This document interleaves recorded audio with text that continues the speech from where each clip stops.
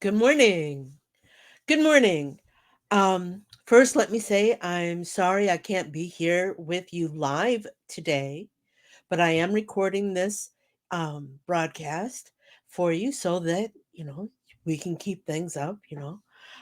Today, I am participating in a fundraiser for a very dear friend of mine who is, oh my goodness, do you see what I just noticed? I didn't change my little sign here. Yep, so I'm just gonna get rid of it. Yeah, just don't need to see that I didn't change it. Okay, anyways, we're doing a fundraiser for a very dear friend of mine. She is experiencing some pretty serious medical issues right now. And of course, with medical issues come medical bills. And who's got money for that? So that's what we're doing. Our goal is to um, raise money to pay for these bills. Now, with that in mind, do you see? Oh, there it is. Do you see the QR code up there in the um, upper corner of your monitor? That is a QR code that will take you to a GoFundMe page if you are in a place and you can make a direct donation. You don't have to. I'm just saying that it's there if your heart moves you. Um Again, you don't have to. It's just there. So what are we going to do today? We are going to digitize. Yay! All right. Um, I know there's no questions over here. I had nobody to say good morning to. Good morning to all of you. I will, when I get done with the event, I'll obviously come back and answer any questions or respond to any comments you might have. So don't be afraid to talk amongst yourselves or, ask a question. I'll get to it, I promise. And with that, let's go to the digitizing monitor. You ready? Here we go. There it is. I'm going to be digitizing this design in Wilcom. Um, in fact, let me just and I've created actually I've altered a logo that uh, has been um, presented to me before, but it's simple enough, and I thought we could get through it in a short amount of time. Now, this logo was um, was requested to be a hat, actually left of center hat. Let's make it just a little bit smaller. Um, and when I do a hat logo, I have a template that I created to help me size my artwork before I get started. I like to digitize at actual size. That way, I know everything's going to fit. So I'm going to come up here, go into my files, find my hat placement template, and open it. It is, here, we'll just change this. It is 2.6 inches by 5. Actually, it should be 2.5 inches. So I'm just going to change that real quick and enter. Um, and you can see that I have a center line here. And I also have seam lines to represent the two seams that go down the center of a 6-panel hat. I take my artwork and I size it and place it in here. Now we know this is ultimately going to be a left of center. Oh, which this little box here, it just tells me where the center is of left of center. All right. So once I have my artwork sized and in place, I am going to lock it in position because I don't want to accidentally shift it around. And I am going to go ahead and delete my template because it's done its job. I don't need it anymore. And then I'm going to look this over. One of the things that I like to remember is that lettering is very difficult to read on a hat. Remember, you're not, somebody is not going to put their nose right up to the top of your hat and read it. They're going to read it from a distance. So you want to make sure that the letters are large enough that they not only stitch out well, but they're legible. So let's start with the lettering. I try to do, for hats, I like to use a 7mm letter. That's 7mm tall. And you'll see why in just a moment. I'm going to go ahead and type my words. Buy, comma, rent, comma, sell. Next line, sample, one, and then the next line, text, here. I'm going to come down here where it says height. I'm going to change that to a 5, excuse me, forgot we're doing hats, 7mm. And I'm going to change my letter style to a serif font. And pretty basically, I use the garment. And we're going to create. And I'm going to change my color so you can see it. Okay. So this is a 7mm font. The first thing I see is that the buy, rent, sell line will not fit up here. Sample will probably work okay. Text we're going to be okay because we're going to have to make that slightly smaller, but it'll still be within our 5 to 7mm. But before I break these apart and resize them, I'm going to do some more global changes. Global just means I'm going to affect everything in that element. In this case, the element is all 3 lines of these letters. I'm going to go to the underlay and I'm going to change it to a center run underlay, and I'm going to get rid of the zigzag. I do that with small lettering that may be less than 1mm in their columns. You don't need the zigzag. Your center is going to go right down the middle, and there really isn't any room left and right of it for an edge run underlay. So I work with just the center underlay. Now I'm also going to go into my fill.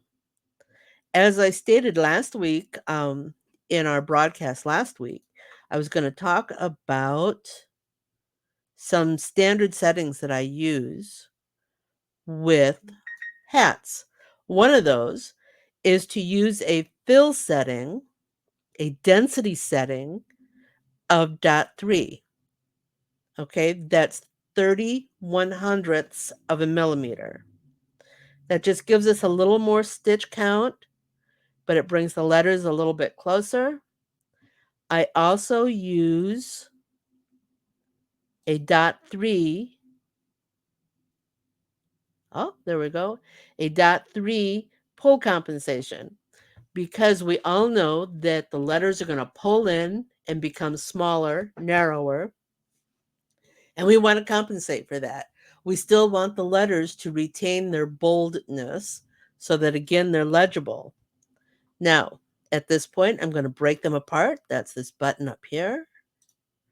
And these are all functions that are pretty standard in just about all software. And I need to go back one. There's something very important that we didn't change. So I put them all back together again. Going back to our lettering, we're going to scroll down here. And we are going to change our sequence, the way it's going to stitch out, to center out and from bottom to top. All right, remember with hats, that's what we do. We stitch from bottom up, center out. Now, when I go to break this apart, the first line is now the text. Second line is our sample one. And the third line is our um, buy, rent, sale line. Now,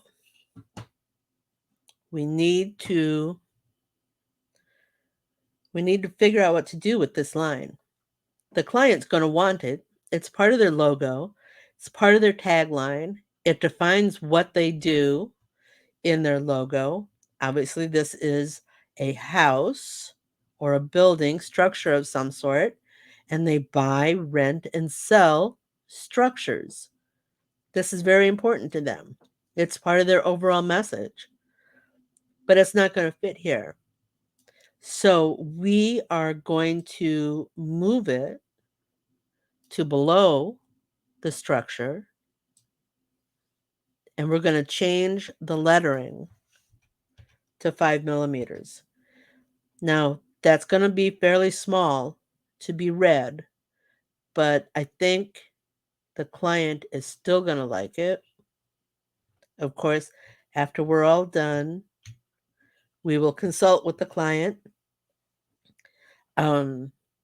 Yes, I could do it beforehand, but that would require doing all the digitizing anyways, and then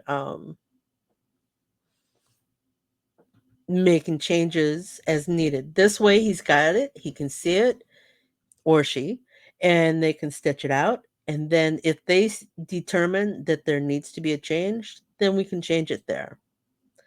Now, text here is also a bit large, so we're going to change its size also to a 5. Still, it's going to work. In sample 1, we're going to place it. And the size, top to bottom, is good, but I'm going to bring it in a little bit so that it fits within our structure. Okay. We're going to center these, so I'm going to select these two. I'm going to use a center alignment, and then I'm going to use my left arrow to bring them back in position. Okay, excuse me just a moment.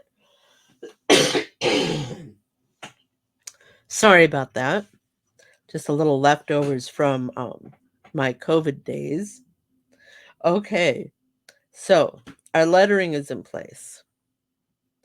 Now, these two are in a red color, so we're going to set that up as a red color. And this one, it shows black, but I want the client to have the versatility of changing the color, of having it not be linked to another element in case they want to use a different color. So I'm going to use just a generic color. Now, since our typing is done, I'm going to set the keyboard aside. And you notice that I used a pre-digitized font. It's a font that I've used many times before. I know it will stitch out well. Of course, I test stitch all of my work, so I can know which fonts I like to use, which ones don't stitch as nicely. And this one stitches well, so I'm very confident with it. We're going to go do this black L structure and the windows. So with that, I'm going to increase my image size. And when I do that, I want you to notice the when as I'm digitizing, I want you to notice the sizing of the columns. So I'm going to pick up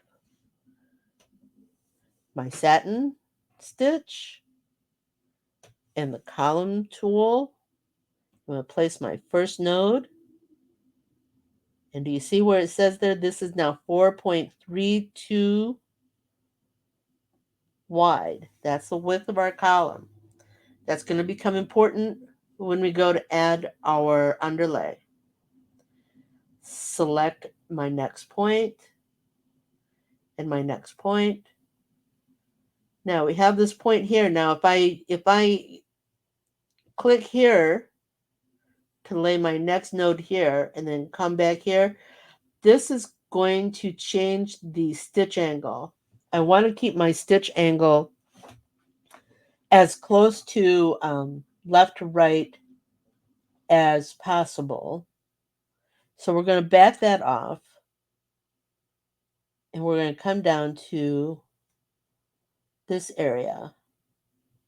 Okay, we're going to come straight across to where that next turn in our element is. Then we're going to come out, and because they both come together, that left and right side, we're going to put our nodes together. We're going to hit enter and generate our stitches. Enter and generate our stitches. Now we know that here, just in case you didn't see it, go left and right. We know that this column is just a bit over 8 millimeters, which is the widest we really want to go with a satin stitch on a hat. Let me escape that. But you see here, it's done in auto split. That's a default setting in the software. It will auto split at 7 millimeters. But we know that we can stitch 8 millimeters pretty confidently. So we're going to take that and we're going to remove the auto split. All right. And while we're here, we're going to add just a couple of more stitch angles. And we're doing that because this stitch angle is pretty steep. And enter. Now you see here, this is some shortening of stitches, and that's because we've made a really tight turn here. So what that means is that, and I'm going to show you here. Oh, that's not what I wanted to do. Okay, now what that means is that we're going all the way up, we're coming down, and then we're going to shorten it just a little bit so that we can make that turn without bulking up that corner, that point. It'll still look good. It'll still have good definition, but it won't be so bulky that it's making the same needle penetration in the same spot a dozen times. All right, so I'm going to get rid of that. We're going to delete that. Now, we're still finishing off the rest of our letter here. And you see, this is just an upside down version of the previous one. So I'm actually going to work it from the top down. I know it's a hat file. We want to stitch from the bottom up. And we can change that once we're done here. Oh, got to get our color back. Once we're done here, we can change that by moving our starts and stops. Again, we're at 8 millimeters. We're going to remove the auto split. We're going to go into our node function and we're going to locate our start and stop. This red cross here is the stop. This green is the start. Place our start here. Place our stop up here. And you can see it just kind of changed the dynamic of the file. Now we need to do these windows. They're a little close together. If you measure this, let me get the measuring tool out. If you measure from here to here, that's less than a millimeter. That's really not going to visually show for us.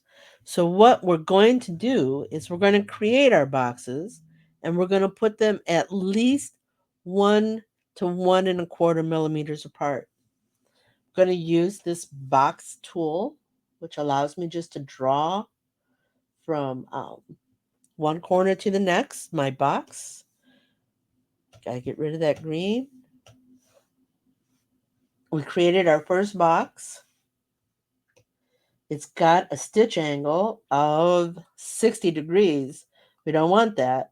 We want a 0 stitch angle, so it goes left to right. We've created one box. Now we're going to select this and we're going to duplicate it. And in Wilcom, you can duplicate it by highlighting the element you want, right mouse click, and dragging it up or down or to the left or to the new position. I'm going to hide my artwork for a moment so you can see the distance here. Going to bring up the measuring tool again, the ruler, and we're going to measure that we now have 1.19 distance between our two boxes. One other thing we want to do is we want to make sure that they're actually lined up together. So we're going to use an alignment tool, bring them together, turn our artwork back on. We're going to select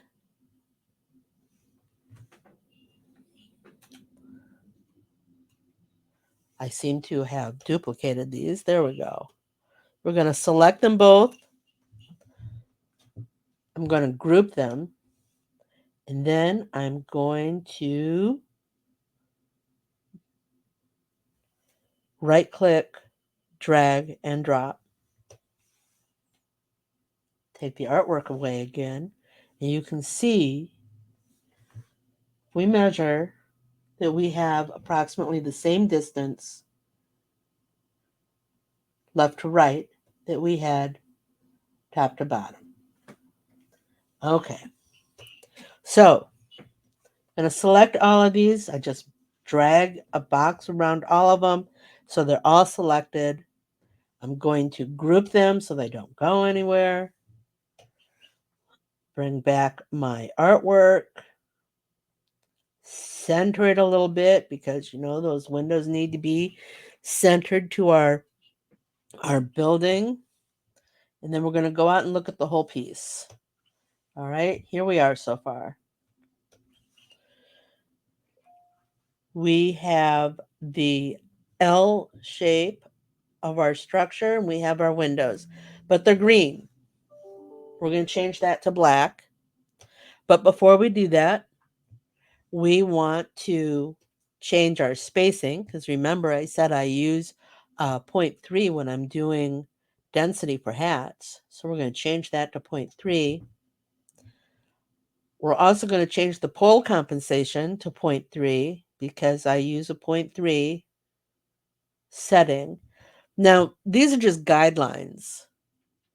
After I've tested this, if the compensation looks to be too much, I'll back it off some. The density is usually always pretty good at 0.3, but if it looks to be too dense, I'll back off some. One other thing we want to do is we want to go in there and get our underlay. On hats, people have difficulty with their hooping of hats, so the hats shift a little bit. And an edge run underlay, though it looks beautiful for satin columns, does not work well for a lot of people doing hats. So we're going to get rid of the edge run underlay. And because this is a wider satin, we do want to do something more than just an edge run. So I'm going to do a zigzag. We only need one underlay, so we're going to get rid of the second zigzag. Make sure we have the same thing going with all of our black elements. All right, now that they're all there, we're going to change their color. We're going to return our artwork. And we're going to do our next element. which is this roof line.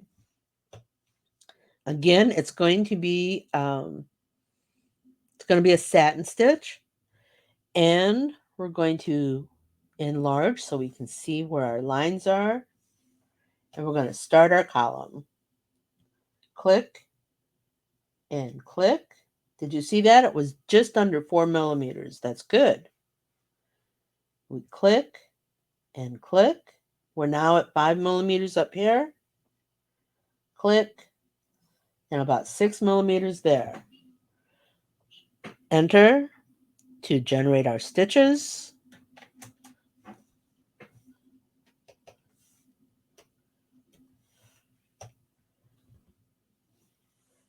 Pull our artwork. Want to change our density to 0.3. Change our compensation to 0.3. Change our underlay to a zigzag for the same reason on the red roof that we did for the black L.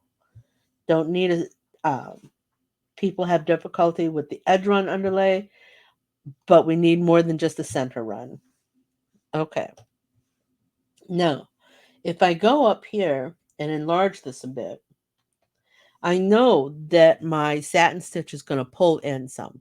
Think of it like cinching up your shoelaces.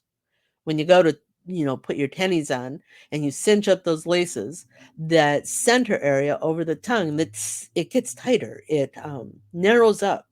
Well, the same thing's going to happen with your satin stitch. But the other thing that's going to happen is these ends here are going to get longer. When it pulls in, something's got to give, so it pushes out on the ends, which can be a problem here because we need to have a slight gap. So I'm going to take the upper one and I'm going to move it up. Give me a gap. And I'm going to take that and add the red and move that up also. Come on. And up. So we have another gap. And that looks good. Now that that's mostly done, we need to look at pathing. Remember, we want our bottom up, center out. So in this case, I want to make sure that my blue is stitching first. So I'm going to put this way at the bottom, and you'll see why in just a moment. I'm going to work from the bottom up by shifting my sequence down. Then I want to do this first black, so it's going to go next. The second black, so it's going to go third.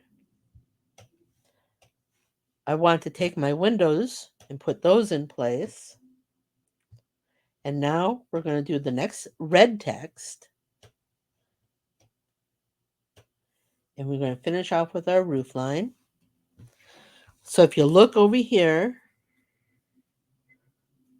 you'll see that they're in sorted by color, and they work bottom up, center out.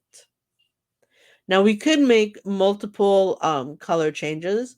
We could do the blue, the black, the red, the red, the black, the red, the black.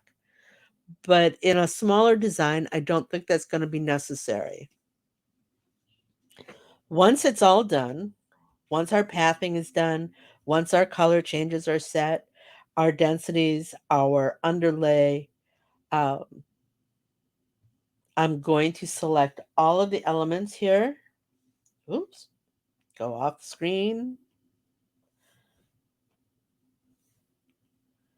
And I'm going to group them so they don't move away from each other. Then I'm going to change their position to center, which is 0 on the x-axis and 0 on the y-axis. We're going to go back to fit so we can see that we're in center. And that is our design. Okay. From there, we're going to do a test stitch and right off. Remember when I changed the angles down here in this bottom corner? I can see that I missed changing the angles up here on the red. So we're going to ungroup so I can get back to this roof line. We're going to add some stitch angles. And again, we're going to enter, and you'll see there's some shortening here, but that's okay. We've kept our nice straight angles here and here, and then it will work itself around that corner. Let's go back to fit, actually a little smaller, select it all, group, make sure our x-axis and our y-axis are still at 0. And one last thing to do, right now, this design has defaulted to have the start point at bottom center. There are a lot of people that use bottom center with hats. I haven't. It's something my people are accommodate for. So I want to make sure that my setting places the start in center. And for whatever reason, it won't do that. We've got we've had an upgrade to the software. It's possible that might be a software glitch. It's something I'll address. But you place your start point where you want it. Okay? Then I save the file. Where do I want to save this? Let's just put it here. I export it to whatever machine style I want. I create a print preview, this is a production sheet, and then I save that as a PDF. Again, so that my clients can know what color change needs to happen where.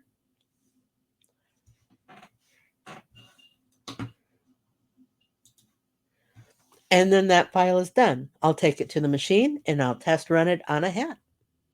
Okay. Now, I don't know how much time we've had. Probably going to go over. Wouldn't be the first time, right? Now, remember I said I wanted, last week I said I wanted to try and do 2 design files for you. Let's make this a patch. How do we make it a patch? Well, in this software, I will highlight the whole element and I will go over and create an offset of 4 millimeters.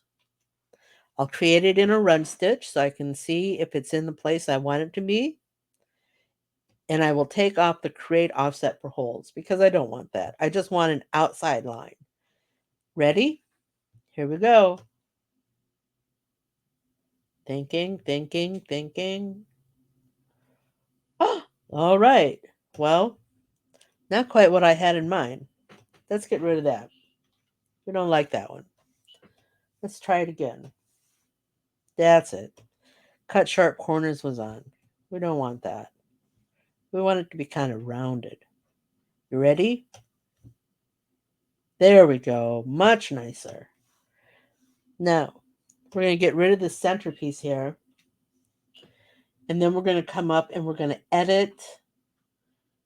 We're going to edit this line section here, the bottom line section, and these 2 end sections. We want to square this off. We want to make it a straighter line. So I'm going to go up. I'm going to highlight it. I'm going to select these nodes and delete. Let's go back and see what we got here. Yep, let's delete that stray node there. Let's bring this out so it's straight. Only we need to be slightly rounded, don't we? So I'm going to add a couple of nodes, delete a node, round off a corner.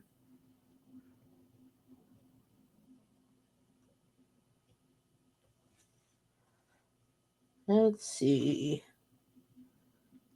Let's go ahead and straighten this out. Just depends on what you want your patch to look like. Yeah, that's not too bad. We want a node there to line up with that node. Delete, take this one and round it. Take all these nodes here and delete. So we now have that nice straight line. And take this one, delete, delete, and rounded. Okay. What do you think? Keep in mind this is just a rough outline, but I think overall it looks good for a patch. It'll be stitched on twill, so we don't need any background thread.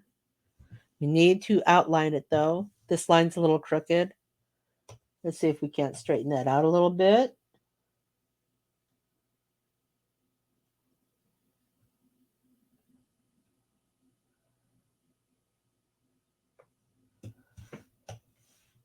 Oh, it's even more crooked, just the other direction. But let's go with it, okay? Let's go with it. We've now highlighted our outline. It is currently a single run stitch. That will become our placement stitch, okay? We're going to duplicate that, and we're going to make it a triple stitch in a different color. That is now our tack down stitch.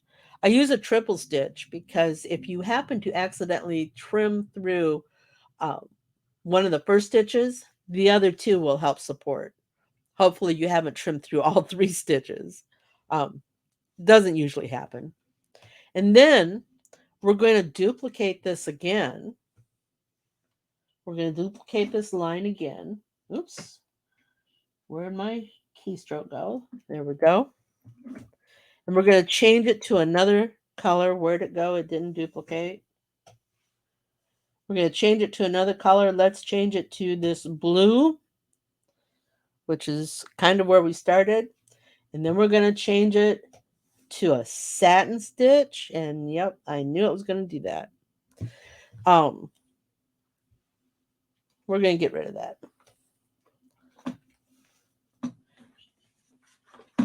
Let me delete that line. And we want to actually do a copy, not a repeat. Copy. Oh. Well, that explains why it was there. Change the color. Make it a satin stitch. All right. Now, with patches, I have another couple of guidelines that I use. Patches, I use a 4mm satin column. Okay? Yeah, bulks it up a little bit, but remember it's going to cinch in. I also want to make sure that this is going to have a good fill. So again, I change the fill, the spacing, the density down to a 0.3. I change the compensation to a 0.3. Okay. And then the underlay. Here, I not only use an edge run underlay. Remember, now we're making a patch. So we want to make sure that we have good support on both the left and the right side of our satin column. And remember, we've trimmed away the fabric on the outside edge. So we want to make sure we've got some good support, and that's going to need more thread. So we use an edge run underlay, and I use a double zigzag. Okay? Again, to give it that structure, that foundation, the support. Now, we've made our hat design, and we've made it into a patch. You want to see it run? Let's make it go just a little bit faster.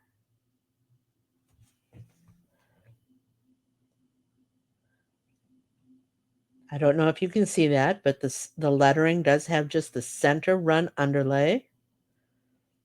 We have a zigzag for our wider satins. Stitching bottom up, center out, bottom up, center out. Our roof line again is a zigzag.